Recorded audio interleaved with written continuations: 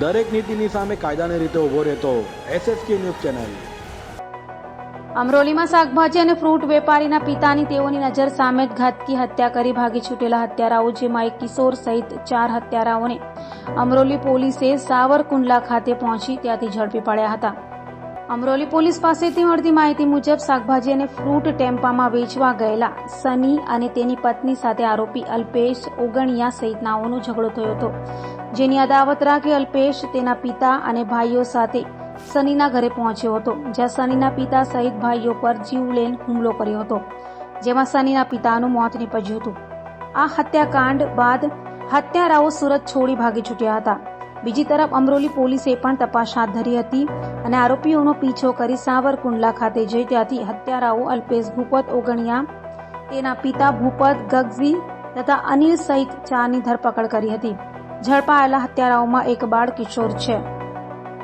Amroli police સ્ટેશનમાં ગઈ 6 તારીખે કોસાડાવાસમાં એક હત્યાનો બનાવ બનેલો હતો।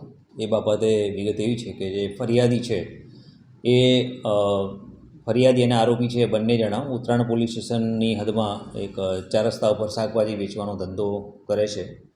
એમાં આરોપી છે જે કાયમી જે જગ્યા પર ધંધો કરતો હશે એની બાજુમાં ફરિયાદીએ પોતાનું શાકભાજી વેચવા માટે ગયા હતા।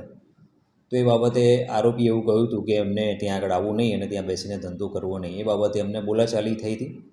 તો એની અદાવતમાં એ લોકોએ સાંજે આરોપી છે એ લોકો ફરિયાદીના ઘરે ગયા હતા અને તલવાર વડે ફરિયાદી અને એના સગા સંબંધી ઉપર હુમલો કરેલો, જેમાં એક જણને પેટના ભાગે તલવાર વાગવાથી મોત થયેલું છે અને બીજા 2 જણને ઈજા થયેલી છે। આ કામે 4 આરોપીઓને સાવરકુંડલા અમરેલી ખાતેથી અરેસ્ટ કરવામાં આવેલા છે અને આગળની તપાસની કાર્યવાહી ચાલુમાં છે।